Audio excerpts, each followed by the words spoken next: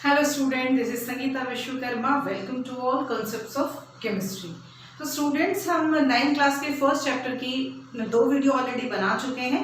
अगर आपने नहीं देखी तो मेरे चैनल को टाइप कीजिए कॉन्सेप्ट्स ऑफ केमिस्ट्री एंड #1 #2 और ये मैं लिंक आप इस वीडियो में के डिस्क्रिप्शन बॉक्स में भी दे दूँ. आज हम करने जा रहे हैं फेज ट्रांसफॉर्मेशन, यानी आपने लास्ट वीडियो में जो पढ़ा 3 स्टेट्स ऑफ मैटर. तो उन 3 स्टेट्स ऑफ मैटर को हम कैसे एक दूसरे में कन्वर्जन कर सकते हैं. It's also important topic. और हाँ, अगर आपको मेरी वीडियो पसंद आती है तो प्लीज लाइक और सब्सक्राइब करना मत भूलिएगा. It's like a reinforcement for me, right? So let's start. Phase transformation. Already 3 states है, solid, liquid and gas. There are 5 states we have already discussed in previous videos, but for exam point of view only 3 states are very important according to your syllabus. So कैसे एक दूसरे में इनका conversion होता है solid से liquid में. अब आपने आइस ली है और आइस को आपने फ्रिज में से निकाला, एक बॉल में रख दिया, तो क्या होगा? थोड़ी देर के बाद वो मेल्ट यानी वो लिक्विड में चेंज होना शुरू होगी. तो सोचिए क्या हुआ होगा. तो वहां से सॉलिड का लिक्विड में कन्वर्जन होना, यानी उसने अपने सराउंडिंग से कुछ ना कुछ हीट ली है जो हमारे, क्योंकि पहले वो फ्रिज में था. अब फ्रिज में जो टेम्परेचर था वो बहुत लो था. जैसे ही वो हमारे एनवायरनमेंट में बाहर आया तो उसने रूम टेम्परेचर के पर आया और वहां से क्या हुआ? मेल्टिंग होना शुरू हो गया क्योंकि उसे हीट मिली. तो क्या हुआ? सॉलिड से लिक्विड होने के लिए उसमें क्या होगा? मेल्टिंग होगा. Melting, right? अब लिक्विड से सॉलिड में आया, वाटर है, वाटर को आपने फ्रिज में रख दिया, तो क्या हुआ? वहां से टेम्परेचर लो हुआ. टेम्परेचर होने से क्या होगा? फ्रिज में फ्रीजिंग हुई है. ठीक है. वाटर जो है हमारा, वाटर लिक्विड में, वाटर इज अ लिक्विड और वो सॉलिड यानी आइस में चेंज हुआ है. क्या हुआ है? लिक्विड में हमारा टेम्परेचर लो होने के बाद उसमें फ्रीजिंग हुआ है. फ्रीजिंग. नेक्स्ट, लिक्विड का गैस में चेंज होना. इसका भी एग्जाम्पल, लिक्विड का गैस में चेंज होना. कोई भी लिक्विड है गैस में कब चेंज होता है? एक बॉल रख दिया किचन में और गैस के ऊपर उसमें पानी डाल दिया हमने. जैसे ही लिक्विड अपने बॉइलिंग पॉइंट तक पहुंचेगा, क्या हुआ? बॉइलिंग पॉइंट तक पहुंचा और वहां से उसका गैस में यानी स्टीम में कन्वर्ट हो गया. वाटर किस में कन्वर्ट हुआ है? स्टीम में. तो steam is a type of the gas and water is a liquid. तो क्या हुआ है वहां से? वेपर या वेपोराइजेशन.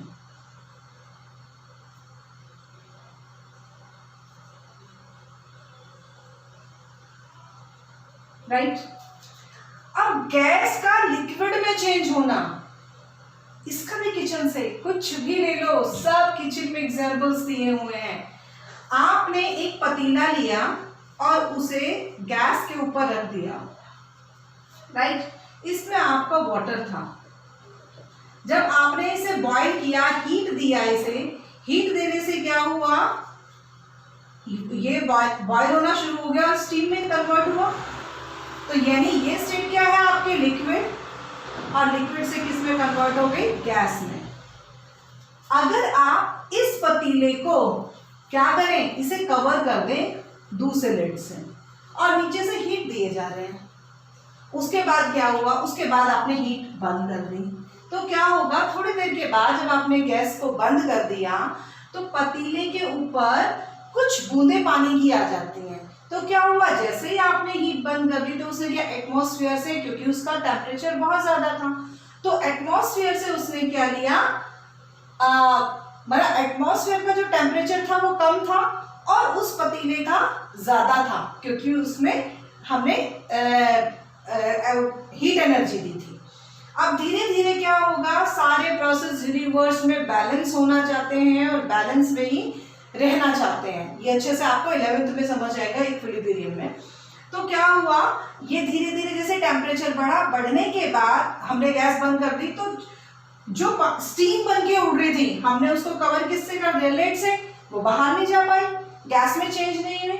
तो जब वो गैस में चेंज नहीं हुई तो धीरे धीरे एटमॉस्फेयर से उन्होंने क्या लिया, ट्रांसफर किया एटमॉस्फेयर को, उन्होंने अपनी हीट एनर्जी, और वो रूम टेम्परेचर पर आना चाहिए। तो जैसे ही रूम टेम्परेचर पर आएगी धीरे धीरे वो जो गैस स्टीम थी वो स्टीम लिक्विड फॉर्म में कन्वर्ट होके वो नीचे आना ड्रॉप वाइज शुरू हो गई। तो this process is known as condensation. आप ये कर भी सकते हैं, घर में कर सकते हैं आप, राइट। और यही होता है आपका बादल के साथ, जब बारिश होती है ना, इवेपोरेट होकर पानी ऊपर गया, वहां पे बादल क्या हुआ, कूल कंडेंस्ड हुए, और कंडेंस होने के, ठंडे होने के बाद वहां से वाटर जो स्टीम की, जो वेपर की फॉर्म में गया था, वहां से ड्रॉप की फॉर्म में एज अगेन आपको मिल जाता है, right. Next is solid to gas और गैस टू सॉलिड। इन्हीं दोनों प्रोसेस को बोलते हैं सब्लिमेशन। या तो सॉलिड गैस से सॉलिड में कन्वर्ट हो रहा हो या solid to gas, both processes are known as sublimation. Sublimation means what? जैसे solid, liquid and gas. 3 states conversion is like that. Solid से पहले liquid, liquid से gas. But in sublimation process, what will happen? The gas or a solid directly converted into gas and gas is directly converted into solid. This process is known as sublimation process. What is a sublimation? In 1 mark examiner can ask you what is a definition of sublimation. Sublimation, then you can say the direct conversion of gas to solid or solid to gas without change in liquid state। यानी solid direct किस में change हो रहा है, gas में, और gas direct क्या किस में चेंज हो रही है, सॉलिड में। लेकिन जो इंटरमीडिएट स्टेट है उस स्टेट में नहीं, वो कौन सी है आपकी, liquid, without converting into liquid state. ये एक्सपेरिमेंट हम क्लास में भी कराते हैं कि अमोनियम क्लोराइड को कैम्फर के साथ मिलाकर, ठीक है, और उसको क्या करते हैं कि चाइना डिश में रखकर नीचे से हीट करते हैं और ऊपर से एक फनल को इन्वर्टेड लगा देते हैं। उसके बाद उसकी जो ओपनिंग होती है उसको हम कॉटन से कवर कर देते हैं। तो क्या होता है, जो हमारा कैम्फर है ना, ये कैम्फर हमारा डायरेक्टली किस में कन्वर्ट हो रहा है, सॉलिड है, सॉलिड से गैस में कन्वर्ट हो जाता है, क्योंकि उसके कुछ फ्यूम्स है वाइट उसके कॉर्नर्स पे लग जाता है। तो क्या हुआ, ये लिक्विड नहीं हुआ, डायरेक्टली सॉलिड से लिक्विड में कन्वर्ट हुआ है, ठीक है। और एग्जांपल्स हैं इसके। दूसरा है, आपने देखा होगा नैप्थलीन बॉल्स। ये आपने बहुत जगह देखा होगा कि वॉशरूम में जहाँ पे जाते हैं वहाँ पर वॉशरूम में भी पड़ी हुई होती हैं, और कुछ जो टैप होते हैं वॉश बेसिन के अंदर उनमें डाल देते हैं, और हम लोग अपने कपड़ों में भी इसको रखते हैं। ये डायरेक्टली क्या होता है, इससे कोई भी मतलब इंसेक्ट्स ना कहो, फंगस वगैरह लगने का डर नहीं रहता कपड़ों में। और क्या होता है, रख दो, कुछ दिन के बाद वहां से गायब हो जाती हैं, क्योंकि ये सब्लिमाइज्ड होती हैं। ये सारे सब्लिमाइज जो एग्जाम्पल्स है केमिकल के, वो मैं आपको दे रही हूँ, ठीक है। थर्ड वन है आपका ड्राई आइस। और कुछ नहीं होता, ये जो नॉर्मल आइस होता है, ड्राई आइस जिसको बोलते हैं, ये होता है आपका CO2। ये डायरेक्ट आपका गैस और गैस से solid. These are the example of sublimation. Next है कि आपका फेज ट्रांसफॉर्मेशन में टेम्परेचर का क्या इफेक्ट है, या effect of temperature.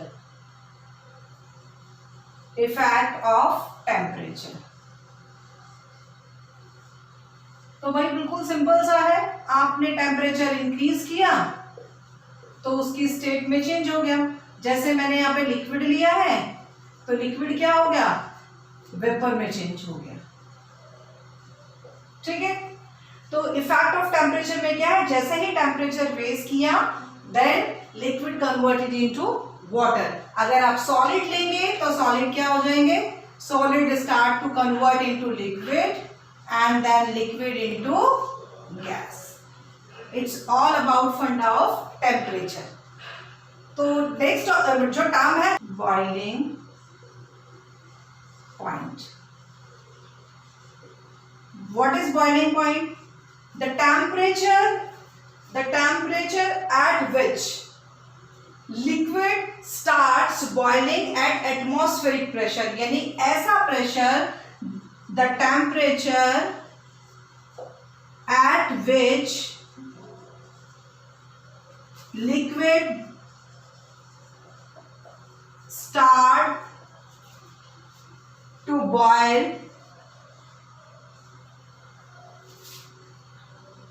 at atmospheric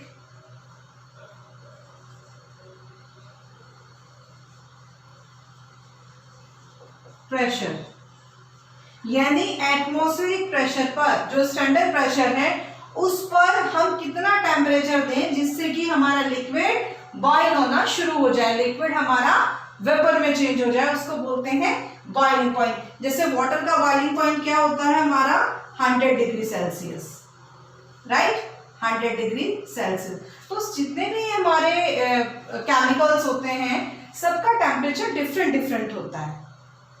यहीं से अब एक टर्म निकल कर आती है। देखिए मैं एक एग्जांपल के थ्रू समझाती हूं।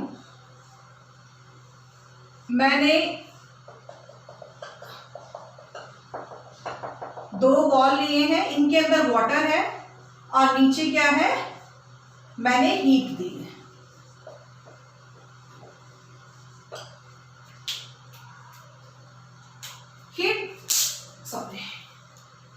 हीट देने के बाद क्या हुआ, उस टाइम के बाद ये वाटर, सपोज एग्जाम्पल है, मैंने 10 किलो जूल की हीट दी, इधर भी 10 किलो जूल की हीट दी।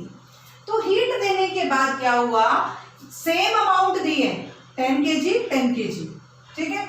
इवन ये बहुत ज्यादा है, मैं थोड़ा एग्जाम्पल देकर ऐसे ही समझा रही हूँ। जैसे ही हमने हीट दी तो ये क्या हुआ, बॉयल होना स्टार्ट हो गया, वेपर में कन्वर्ट हो गया।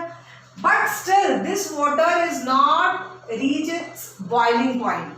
वाई, वाटर है, सेम आपने सब्सटेंस लिया है, सेम अमाउंट ऑफ हीट दी है, बट ये बॉयल होना शुरू नहीं हुआ। क्यों? रीजन क्या है इसका? रीजन है इसका कि ये डिपेंड करता है हमारा बॉइलिंग पॉइंट कि हमने कितना amount, it's depend amount of substance, ठीक है। तो और इसी को हम बोलते हैं bulk phenomena, bulk phenomena, right. Bulk means कि आपने अमाउंट कितना लिया है इसके अंदर। अब सेम चीज होते हुए, वाटर होते हुए बॉयल नहीं हुआ तो क्या हुआ कि ये जैसे हमने इसको हीट दी, ये बॉयल हो गया। ये हीट ना होकर ये 10 किलो जूल एनर्जी कहाँ गई? हीट एनर्जी, एनर्जी गई सबसे पहले वो क्या करेगी, जितने भी मॉलिक्यूल्स हैं सब मॉलिक्यूल्स को क्या करेगा, हीट देगा। जब तक सारे मॉलिक्यूल्स में सेम अमाउंट ऑफ हीट नहीं जाएगी तब तक ये कंटिन्यू रहेगा, उसके बाद बॉयल होना शुरू होगा। वंस अगेन, जब तक पूरे वाटर के में जितने मॉलिक्यूल्स हैं सबको सेम अमाउंट ऑफ हीट नहीं मिलेगी, सेम टेम्परेचर अटेन नहीं करेंगे, तब तक एनर्जी देनी पड़ेगी उन्हें, और जब वो सेम टेम्परेचर पर आ जाएंगे उसके बाद वो बॉयल होना स्टार्ट होंगे। तो यहीं से एक टर्म आती है लेटेंट हीट, लेटेंट हीट, जिसको बोलते हैं गुप्त ऊष्मा। ये इंपॉर्टेंट है, आपसे डिफाइन करने के लिए भी पूछ सकता है विद एन एग्जाम्पल 1 और 2 मार्क में, और डायरेक्टली भी पूछ सकता है। So next is latent heat. पहले हम पढ़ेंगे लेटेंट हीट ऑफ वेपर या वेपोराइजेशन। अभी लास्ट मैंने एग्जाम्पल लिया था, सबसे पहले उसके थ्रू समझेंगे। ये दो आपने क्या है, कंटेनर्स के अंदर वाटर है and then you transfer heat here. So what will happen in this, the molecules of the water, its boiling point, but this one not. Even we applied a 10 kilojoule heat energy both, right? तो क्या हुआ इसमें, आपको पता है liquids के molecules होते हैं, यहां मॉलिक्यूल्स ज्यादा है as compare to the first one. So what will happen? This one is first and this one is second. यहां आपको मोर क्लैरिटी आएगी. जब हमने यहां पर हीट दी, दोनों को सेम दी, तो क्या हुआ, फर्स्ट क्या करता है, एकदम बॉइलिंग पॉइंट रेज होना शुरू नहीं होता. क्या होता है, पहले जो ये मॉलिक्यूल्स हैं, सबसे पहले इन मॉलिक्यूल्स के बीच में कुछ फोर्स ऑफ अट्रैक्शन होता है, कुछ बॉन्ड्स होते हैं. तो क्या होगा, when you apply heat energy to the first one container, there are small numbers of, or you can say small amount of the water in which a small number of water molecules are present. So in that case, when you supply heat energy, then first they will take energy to break all these bonds, right? यानी temperature बढ़ने से पहले जो amount of heat आप देते हैं, सबसे पहले वो हीट एनर्जी क्या करती है, is because we want to convert into vapour in another state. So first ये जो बॉन्ड्स होते हैं, आपके सारे बॉन्ड्स टूटेंगे, यानी जो आपने हीट दी पहले उसमें बॉन्ड्स टूटे. जब सारे बॉन्ड्स टूट गए, दैट मीन्स सारे मॉलिक्यूल्स एक लेवल पर आ गए. उसके बाद इसका टेम्परेचर राइज होना शुरू हुआ. Before that, even a single molecules is, single means two molecules are left which has a bond. Till then temperature will not rise up. Now see in second one, here the number of molecules are more than compared to first figure, right? So they need more energy to break these bonds.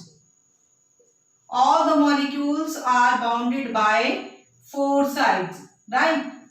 So they also need a more energy. So as compared to this one, we need to take a more heat energy. That means it will take more time. Then after breaking the all bond, after breaking the all bond, all bonds, this water start to boil. यानी जो heat energy लगी, कहां लगी, इसको बोला जाता है latent heat. यानी अगर देखा जाए, नॉर्मली हमने हीट दी तो टेम्परेचर बढ़ना चाहिए था, बॉइलिंग पॉइंट तक पहुंचना चाहिए था, लेकिन ये अपने बॉइलिंग पॉइंट तक जल्दी पहुंच गया as compare to this one. Instead of that we have same time, we gave same amount of heat energy, but this one is boiled first. The reason, after breaking all the bonds, यानी जब तक break सारे नहीं टूटेंगे तब तक water boil होना start नहीं होगा. तो जो इन बॉन्ड्स को ब्रेक करने में एनर्जी लगती है, that is known as latent heat, यानी गुप्त ऊष्मा, छुपी हुई ऊर्जा. ठीक है, आप समझते हैं यहां से हीट ऑफ वेपोराइजेशन. आपको कॉन्सेप्ट तो क्लियर हो गया. The amount of heat is required to change 1 kilogram of liquid. Liquid तो चेंज होगी वेपर में, liquid at its boiling point, यानी उसके बॉइलिंग पॉइंट तक ले जाने के लिए जितनी अमाउंट ऑफ हीट की जरूरत है उसको बोलते हैं latent heat at atmospheric pressure, atmospheric pressure के ऊपर, right. One thing should be noted here, without changing या without change in temperature, there will be no rise in temperature. In similar way, you can also define latent heat of fusion. Vapour किसमें बनता है आपका? Vapour बनता है आपका liquid substance में, लेकिन फ्यूजन की बात की जाए तो फ्यूजन क्या होगा? कोई सॉलिड सब्सटेंस है, when it converted or when it is going to be melted. So fusion किसका हुआ यहाँ पर? फ्यूजन हुआ सॉलिड सब्सटेंसेस का। तो you can say the amount of heat is required to change 1 kilogram of solid into liquid. यानी अगर हम आइस ले लें, देन आइस जब तक कंप्लीटली आइस हमारा वाटर में कन्वर्ट नहीं हो जाता, उसको जो हीट देनी पड़ेगी that is latent heat of fusion, right, at atmospheric pressure. Same इसमें भी यही होगा, but without, it is not a part of the definition, but to be more clear concept मैंने यहां लिखा है कि विदाउट चेंज इन टेम्परेचर, यानी टेम्परेचर में कोई चेंज नहीं होगा। हम इसे ग्राफ से भी समझेंगे, विदाउट चेंज इन टेम्परेचर। दोनों का जो यूनिट होती है, यूनिट है उसका किलोजूल पर मोल,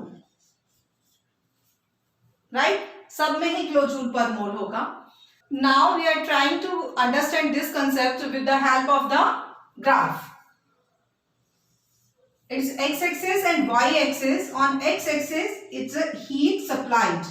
We are supplying heat on x-axis, and on y-axis is the temperature increasing. Right? Here is the temperature 0 degree and 100 degree Celsius. It's a 0 degree. At 0 degree, what is the position of this? This is in the form of the ice. So now we are going to giving a direct supply to this one. अगर हमने एक container में ice लिया है तो ice एकदम water में change नहीं होता, it will take more time. So in similar way, when you are supplying a heat energy to this one, so it will take so much time to till here. Even it is also a 0 degree Celsius and it is also 0 degree. But what is the main difference? At this position A and B, A is a ice at 0 degree Celsius and here is a B is a water at 0 degree Celsius. So when here is a ice, it will take more heat energy, and first it will absorb all the heat energy, maximum amount of heat energy to convert ice into water, and then all the molecules of the water which we have discussed earlier, all molecules of the water, they have bonds between them. तो तब तक energy लेता रहेगा तब तक ये सारे bond नहीं टूट जाते। दैट मीन्स जब तक आपका total amount of ice is totally converted into water, तब तक आपका हीट एब्जॉर्ब होगा लेकिन टेम्परेचर राइज नहीं होगा। जैसे ही ए से बी पर आया, now it's a position where the 0 degree water, that means previously which one was a ice is totally converted into water, and now from here all the molecules are in the form of the water. The temperature will rise because heat is constantly given to this process. So at 100 degrees Celsius, what will happen? What is the phase? It's a phase of the boiling point. It's 100 degrees Celsius is the boiling point of the water. So at this stage, you are applying a constantly heat to this process, and from here you will get again a straight line. It will show there is no changing in temperature. That means कि यहाँ आपका 100 degree water आया है. It's a point of C, it's A and it's a B. C पर क्या है आपका water क्या होगा? It's a boiling point. Boiling point of water. But boiling point of water के सारे molecules they will take a more time. Each and every molecule of the water will take some amount of heat to convert into vapor. So here the C position, all the molecule get energy, heat energy, और जब तक heat energy लेते रहेंगे जब तक हर एक molecule का boiling point आपका कितना हो जाता है? आपका boiling point 100 डिग्री आ जाएगा और उसके बाद क्या होगा? evaporation होना start होगा after 100 डिग्री Celsius. तो see both the position here and here. Same जो हमने डेफिनेशन से डिफाइन करा है कि इट विल, अगर हम बात करें फ्यूजन की, heat, latent heat of fusion, amount of heat required to change a solid into liquid but without changing its temperature. And see from here it's the amount of heat required to change, किससे change किया है? Liquid into vapour but without rising in temperature. Question for you: 100 degree Celsius water and 100 degree Celsius steam, which will burn more and why? Your answer should be this one, because water आपका 100 degree Celsius पर है यहाँ पर, ठीक है, तो वो उसके बाद बॉयल होना शुरू हो जाएगा, उसमें वेपर स्टार्ट होने ही होने हैं. अब स्टीम को देखें, स्टीम पहले क्या हुआ? स्टीम पहले कंडेंस होगी और यहां से कुछ एनर्जी रिलीज करेगी, निकाल रही है एनर्जी. एनर्जी निकालने के बाद कंडेंस होने के बाद नॉर्मल टेम्परेचर पर आएगी. दैट मीन्स इसके पास एक तो हीट यहाँ है जिससे स्टीम से डायरेक्ट वाटर में कन्वर्ट हुआ है और वाटर से फिर किस में कन्वर्ट होगा? वाटर वेपर में. वाटर वेपर में. और in this case 100 degree water और ये डायरेक्टली कन्वर्ट किस में हो रहा है? वाटर वेपर में. So see here, compare this one. Here the two energies are, first जो स्टीम ने कंडेंस हुई है, कंडेंस होने के बाद जो कहाँ निकाल दी? एटमॉस्फेयर में एनर्जी निकाली है. उसके बाद फिर 100 डिग्री उसको क्या सेल्सियस क्या देनी पड़ी है? हीट, जिससे वेपर में कन्वर्ट हुई है. तो यहाँ क्या है? आपका डबल प्रोसेसिंग है, तो इसमें हीट ज्यादा है as compare to this one. Next question: 0 degree Celsius water and 0 degree Celsius per ice, which will be the cooler one? Again इसका आंसर है आपका आइस. देखिए 0 डिग्री वाटर आपका यहाँ है, ठीक है, उसके बाद आप हीट दे रहे हैं तो वो क्या है? उसका टेम्परेचर राइज हो रहा है. अब यहाँ 0 डिग्री आइस, 0 डिग्री आइस यहाँ है, पहले उसको आपने हीट दी, उसके वाटर मॉलिक्यूल्स के बॉन्ड्स को ब्रेक करने के लिए, यानी वो सारे एक दूसरे से क्लोज हैं. तो क्या हुआ? इसको एनर्जी पहले हमें देनी पड़ेगी इसके बॉन्ड्स को तोड़ने के लिए. उसके बाद क्या होगा? ये किस में कन्वर्ट होगा? वाटर में, यानी इसको एनर्जी देनी पड़ेगी यहाँ पर. फिर वाटर से ये वाटर में कन्वर्ट होगा, ये एज इट इज वाटर में है. तो इसका मतलब इसे हमें इस पोजीशन पर लाने के लिए एनर्जी देनी पड़ेगी. तो ये ऑलरेडी बहुत ज्यादा कूलर है as compare to this one. तो इसको क्या बोलेंगे? Due to latent heat of fusion. 0 degree Celsius ice will be cooler, right? In second case, you can say due to latent heat of vaporization, steam at 100 degree Celsius will be more hotter.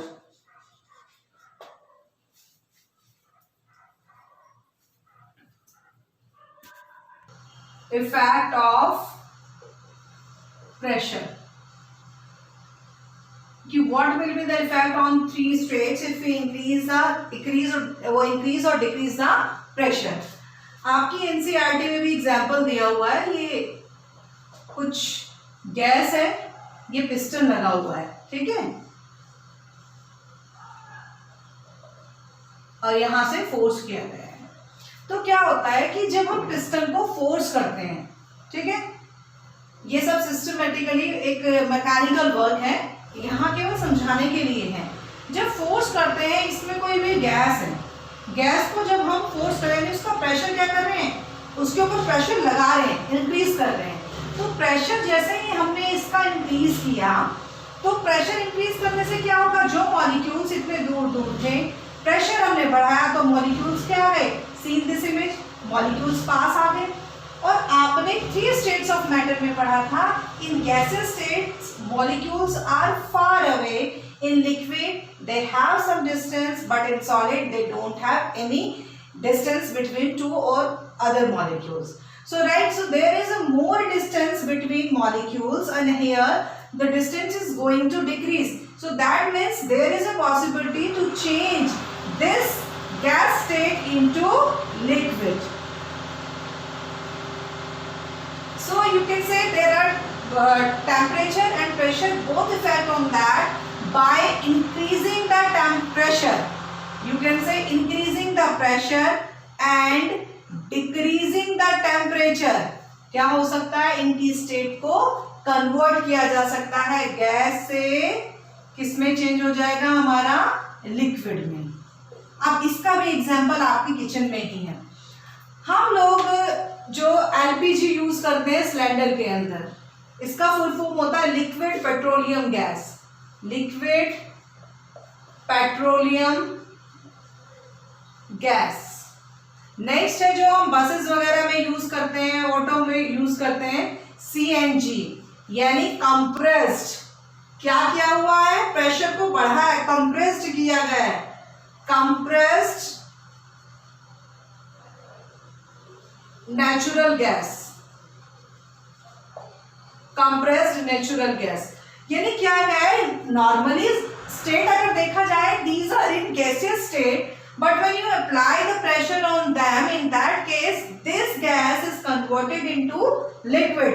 And in a cylinder, kitchen cylinders, gas is present in the form of liquid.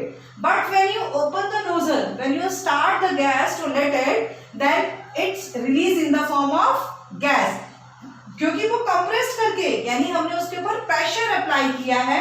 Pressure apply करने से क्या हो रहा है, वो liquid में convert हो रही है, स्टोर करके रखा है. और जैसे ही हम यहाँ से नॉब सिलेंडर की ओपन करते हैं, तो क्या हुआ, उसका प्रेशर कम हुआ.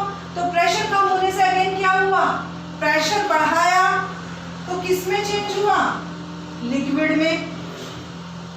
एंड देन क्या हुआ, प्रेशर को डिक्रीज किया, देन अगेन किस में चेंज हुआ, गैस में. तो प्रेशर को बढ़ाकर एंड प्रेशर को घटाकर आप लोग गैस को लिक्विड में और लिक्विड को गैस में कन्वर्ट कर सकते हैं. Next important term is evaporation.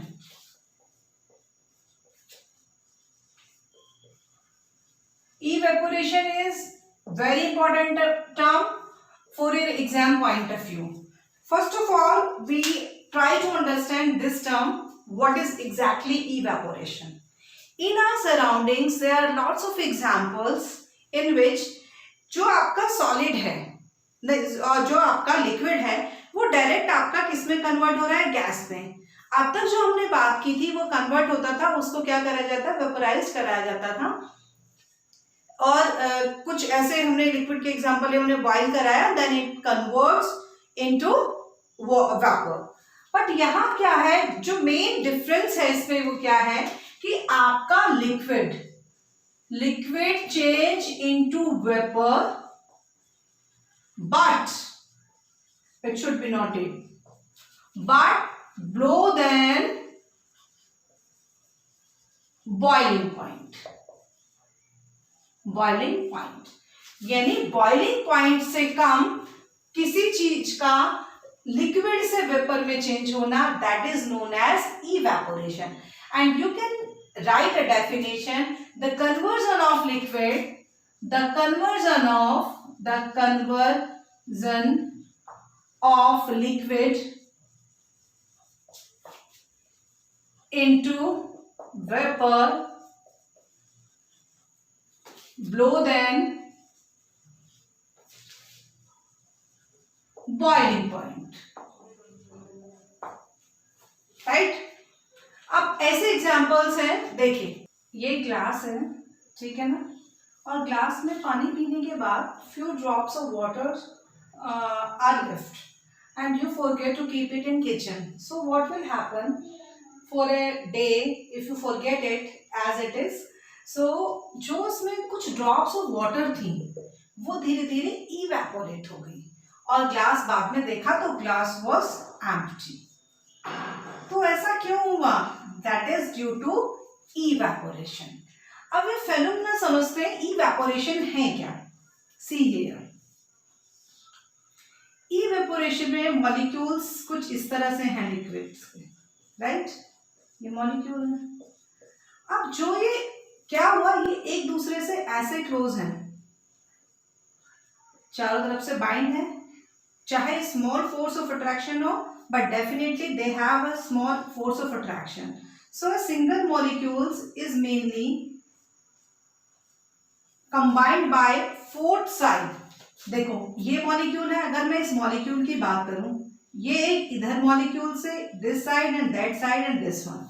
So a single molecule which is bind by fourth side.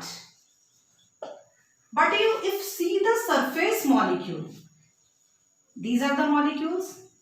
so क्या है, एक मॉलिक्यूल इस साइड से, एक साइड, दूसरी साइड और तीसरी साइड।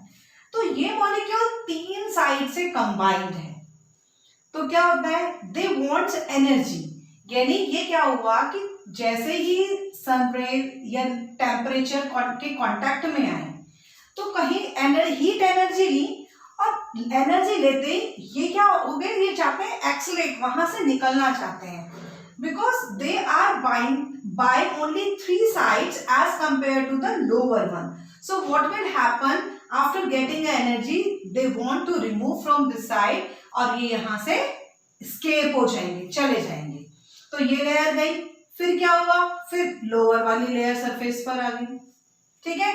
फिर लोअर वाली लेयर में, या जो लेयर फोर साइड से कॉम्पैक्ट थी, now it is three sided compact, 1, 2 and 3। so then it will come in contact of atmosphere, it will get energy and it will accelerate। तो ये phenomena तब तक चलता रहेगा जब तक सारे मॉलिक्यूल्स इवेपोरेट नहीं हो जाते। अब इसके डे टू डे लाइफ में एक एग्जांपल मैंने लिया था, यहां से बहुत क्वेश्चन कुछ भी पूछ सकते हैं एग्जामिनर। तो एक तो ये क्या है, ये एक है सरफेस फेनोमेना है, सरफेस फेनोमेना। यहां से question number 1, if you take a tea in cup, it's difficult, it will take time, but if you are taking tea in your saucer, it's very easy to take it। Reason क्या है, cup क्या था आपका, small था, saucer आपका क्या है, बड़ा एरिया है। तो यहाँ सरफेस एरिया जो अपर साइड के मॉलिक्यूल्स हैं वो कम आ पा रहे हैं एटमॉस्फेयर के कांटेक्ट में, बट ये वाला साइड क्या है, यहाँ पे मॉलिक्यूल्स ज्यादा होंगे। तो जैसे एटमॉस्फेयर के कांटेक्ट में आए तो क्या हुआ, ये थोड़ा कूल जल्दी हो गए, इन्होंने क्या लिया, यहां से एनर्जी ली एटमॉस्फेयर से और ये कूल डाउन हो गए। ठीक है, नेक्स्ट क्वेश्चन आता है आपका यहीं से कि आपने कपड़े सुखाए, कपड़े सुखाते हैं आप लोग, तो क्या वहां वेट करते हैं कि इसको बॉइल करेंगे तब कपड़े सूखेंगे? नहीं, सेम फेनोमेना क्लोथ के लिए यही वाला कि व्हेन यू ड्राई इन और when you keep them in scorching sun, तो it will get dried earlier as compared to the humidity day या humus day। क्या होता है कि जैसे सनी डे होगा तो सनी डे में तो हमारे क्लोथ्स बहुत जल्दी सूख जाते हैं, लेकिन वही चीज अगर हमारा सनी डे ना हो, नॉर्मल डे हो, रेनी डे हो, तो वहां ज्यादा टाइम लेंगे, क्योंकि हमारा फेनोमेना कंप्लीट होने में they will take more time. Sun नहीं है तो एटमॉस्फेयर से हीट एनर्जी नहीं ली, हीट एनर्जी नहीं ली तो मॉलिक्यूल्स एक्सेलरेट नहीं हुए, मॉलिक्यूल इवेपोरेट नहीं हुए, इवेपोरेट नहीं हुए तो क्लोथ्स जल्दी नहीं सूखे। नंबर थर्ड क्वेश्चन यहां से आता है। थर्ड क्वेश्चन आता है कि मटके में जो पानी हम रखते हैं, मटके का पानी ठंडा हो जाता है। That is the second question. And third question earthen pot, earthen pot जिसे आप मटका भी बोलते हैं। मटके में जब हम पानी रखते हैं तो क्या होता है, बाहर से बहुत ठंडा हो जाता है मटका, तो उसका भी आंसर यही है। क्या होता है, मटके में पानी रखा हुआ है, मटके के ऊपर छोटे छोटे पोर्स होते हैं, पोर्स, तो क्या हुआ, it's a surface phenomena when the water come in contact of these pores, right, they have some small pores here, and by this pores, this side, they get heat energy of the atmosphere, right? After getting the heat energy, this type, which one will be the contact of the atmospheric contact, it will evaporate from there। और जैसे ही evaporate होता है तो यहां से क्या है, किससे हुआ, वो आसपास की गर्मी से हुआ। कहाँ, जो उसके एटमॉस्फेयर में जो गर्मी थी, तो उसे लेकर इवेपोरेट हो गया और यहाँ पर ये कूल डाउन हो गया। तो इसलिए बाहर से मटका गीला और आपको ठंडा भी नजर आता है। Factor affects evaporation. Number 1, if we increase the temperature then evaporation will be faster. गर्मी के दिनों में कपड़े जल्दी सूख जाते हैं। Next question, if humidity increase, humidity means नमी, अगर एटमॉस्फेयर में नमी बढ़ जाएगी तो क्या होगा, आपका इवेपोरेशन स्लो हो जाएगा। Third one is surface area, if we increase the surface area then evaporation will be faster. इसका एग्जाम्पल था कप, अभी जो दिया था, एंड सॉसर में आपने टी डाली है। Is it clear? अच्छा, कुछ और क्वेश्चंस भी आते हैं यहाँ से, जैसे आपने एसीटोन लिया अपनी पाम के ऊपर और आपने देखा थोड़ी देर के बाद वो गायब हो गया, तो क्या होता है।